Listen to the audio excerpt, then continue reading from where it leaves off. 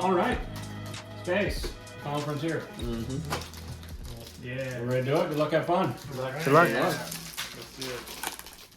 Hello and welcome once again to a brand new season of Team Draft LA.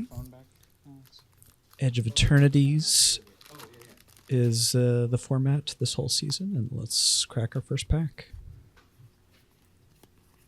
Cryo Shatter is a solid blue removal spell. The spacecraft there is okay, but not a high priority. Rayblade Trooper is quite good. Memnon can be good, but it requires a heavy build around element, and also kind of requires you to untap. So certainly worth considering, but not something I'm super excited about going after hard. Pack one, pick one. Consult the star charts, however. It's just really nice card selection / advantage spell.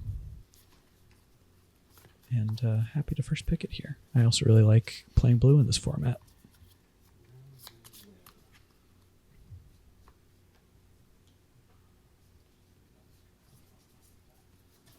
Next up, Close Encounter. It's a nice removal spell. The Ilvoy Infiltrator has been a really nice blue uncommon. Also, the blue and red 2-drops back there are both quite strong. I have felt that the Peregrine Beckoner, I think, is also pretty good. I've felt that the 2-drops need to be picked up pretty early. There are not many of them, and they are in pretty high demand. However, having said that, Ilvoy Infiltrator is enough stronger to warrant picking up this early.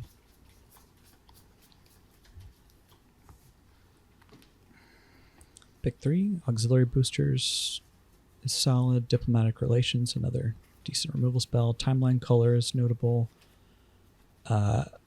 This will, I'm sure, be a bit of a controversial take here, but I'm a big fan of the Melded Moxide in this format.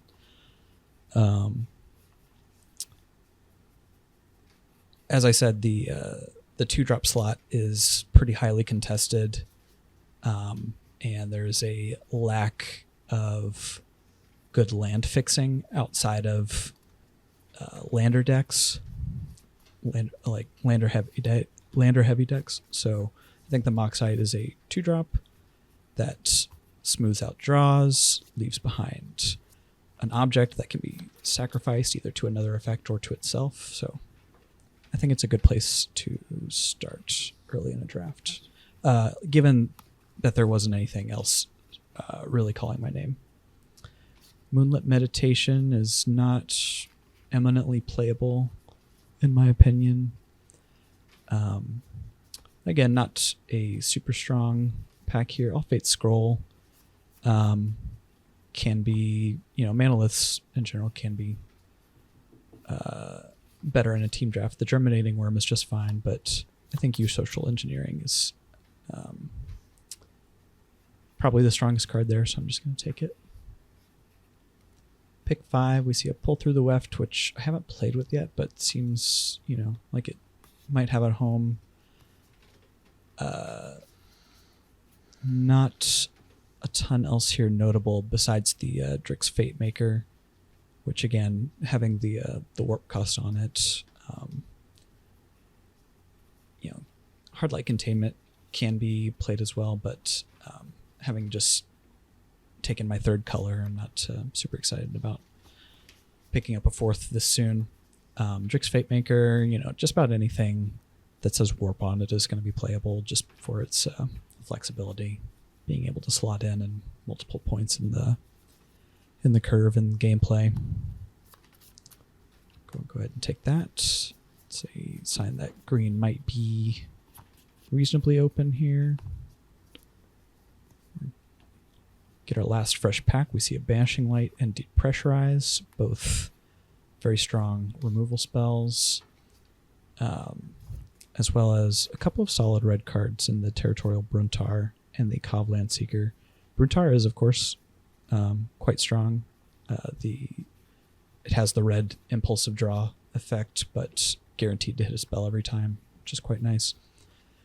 However, it's still 6 mana, and there are a lot of things that can be played at 6 mana.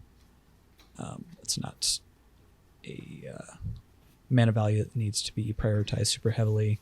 And again, not wanting to necessarily grab another color here, I opt to go with the Landseeker. Anything that makes a lander is a 2-for-1 and worth considering, in my opinion. Pick 7, we see the Cryo Shatter wheel over not a ton else, a bunch of kind of fillery stuff. So happy to see that. Keeping an eye on blue to play my good blue cards as well. Again, there's, all fairly playable, expensive cards. I think I opt to go with the Skywarden here.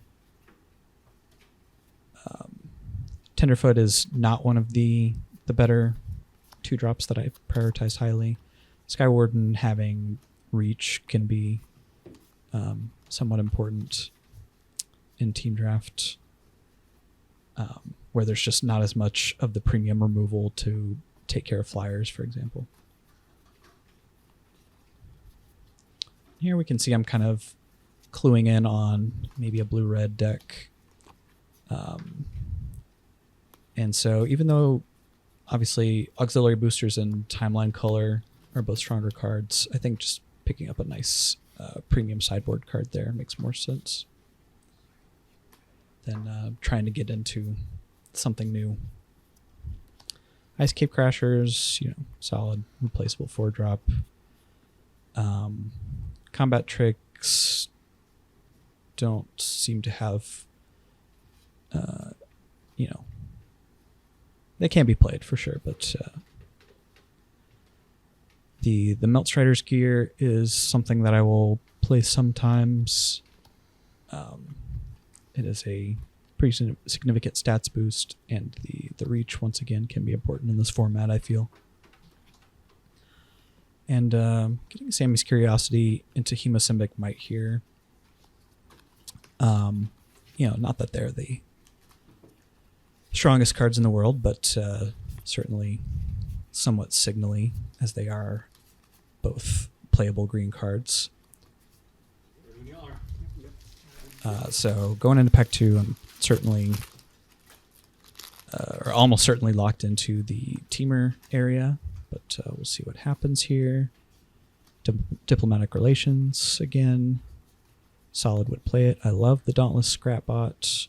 Starfield Shepherd is quite strong, but we get a Biotech Specialist, which is an incredibly strong rare, and will almost certainly cement me into, at the very least, a Gruul deck, though I will likely be trying to splash a little blue. Pick 2, another Curiosity. Cryogen Relic is a nice one. Tractor Beam's a nice one. Survey Mechan is a nice one, but how about a Specialist number 2? That certainly feels like a game plan to me. Gruul, Landers, drain the opponent out while getting value, ramping, fixing, all that good stuff. Seems like a great thing to do in team draft. Pick 3 is certainly less exciting than the last 2 picks.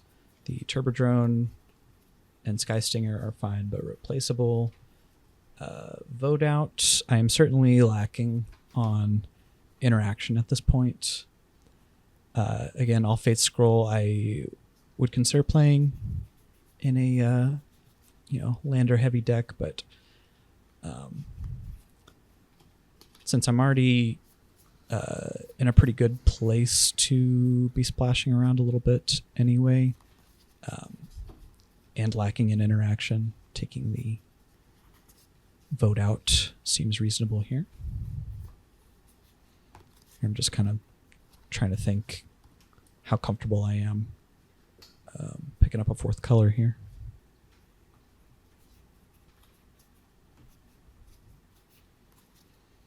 maybe hoping that the Sulfate Scroll will wheel. Certainly seems like something that can be played. Notably, it and the Survey Mechan sacking themselves both trigger the Engineers, which is nice. Self-Craft Mechan also seems like something that could be splashed here. Again, having just picked up a fourth color, that's not something that I'm not trying to be straight 4 colors. I want to be as gruel as possible here. Self-Craft Mechan certainly weaker on the splash. So, though I think it is significantly more powerful, taking the 2-drop in the Remnant Elemental felt correct.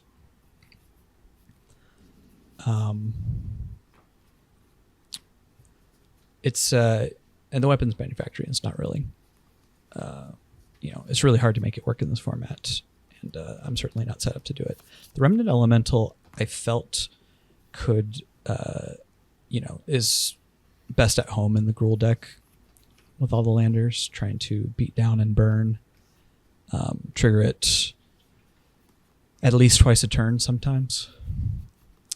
Pick 5, nothing super exciting here. Uthra Scanship is okay, but not necessarily looking to splash it. I think just picking up a Nebula Dragon, I'm already doing a pretty good job ramping here, so just having a couple things in that 6 or 7 mana slot to hopefully close out games. It's also, a form of interaction here. Or Plate Pangolin seems great. Making all these landers and just using up mana well. It is one of those premium 2-drops in my, I think, main color at this point, red. Grab a Pull Through the Weft over, not much else. I probably would play a command bridge or the Slag Drill Scrapper, but this just seems like a perfect time to take a Survey Mechan, as I am playing at least 3 colors here, I think. 3 different types of basics. Take a Turbo Drone over, not much to speak of. There's a second Nebula Dragon here with some pretty decent white cards. Focus Fire is the strongest card here, but just taking the Nebula Dragon here.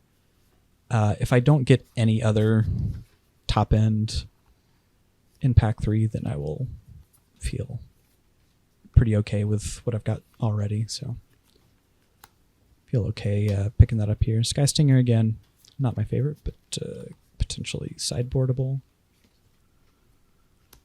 Take the Lightless Evangel, one of the premium 2-drops, just kind of hating it here. Zealous Display, I'd rather not have to play against that thing. And yeah, certainly an exciting first couple of picks. Not nearly as exciting after that. But I'm already doing really well on playables at least, so it'll just be about trying to upgrade my card quality, pick up some more interaction. So let's see what we got. Plasma Bolt would certainly help with that. Really, really like that card. Dubious Delicacy I would also consider splashing, but I feel that after shipping a lot of decent white stuff, that I just don't think I can let the Lumen Class Frigate go by. Card is a real problem. And again, I'm non-zero to play it as well. With my copious amounts of fixing. Speaking of, Biomech Engineers, just another excellent addition to a Teamer ramp deck. See a Galactic Wayfarer as well, which is single color. I don't love the idea of passing the Biomech Engineer, but I figure any deck that wants one of these is going to want the other. And Biomech being blue, which is my splash color, I'm not going to be playing it on 2 as much, so the Galactic Wayfarer just seems way better in my deck specifically. So I'm going to go just take that and hope that the Engineer doesn't end up in the wrong hands. Gene Pollinator, Bombard, Mono with Circuit Feeder is very, very strong, of course. All Fate Stalker, another very, very strong card. And of course the, 5-color unplayable spaceship thing. Again, pretty much impossible to hate pick from this pack. Just too many good cards. This is pick 3 as well. Just hard to imagine what was taken out of here beforehand, but having already had to pass up on a Plasma Bolt and lacking in good cheap interaction, Bombard I wouldn't even call cheap at 3 mana these days, but I still feel like I need it. Pick 4, see a Slag Drill Scrapper, another Curiosity, the Lash Whip Predator. In hindsight, I would have preferred to take the Lash Whip Predator here, but as I said, I already felt like my top end was pretty much taken care of. And the Slag Drill Scrapper, has synergies with both of my rare, the Gruul Engineers. I like the idea of turning landers into pure card draw rather than just extra lands in the late game, or just sacking lands as well. It seems like it has a good fit in my deck. Pinnacle Kill Ship, another Lash Whip Predator, but Kill Ship just seems like the obvious pick here. And my interaction is looking okay now. Certainly not the best. Yeah, pick 6, we see another Wayfarer, which I'm quite happy about. Unfortunately having to splash a couple of off-color removal spells is not exactly where I would prefer to be, but at least it's something. Pick 7, not much to speak of here. I'll just take another on-color 2-drop that I might play.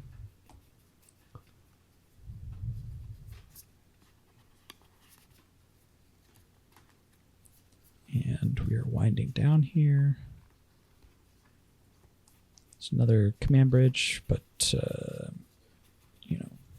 surprised and thrilled to see that the Biomech and Engineer wheels here. I will certainly splash it. Already planning on playing some blue anyway. And again, command bridge would be something I would happily play the first copy of in this deck, but of course can't let the Biomech and Engineer just go by like that again. Pick 9, we get a nice little Gene Pollinator here. That's going to be great ramping and fixing for us.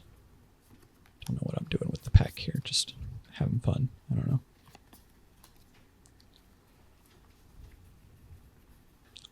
Pretending like I'm going to take this 5-color ship.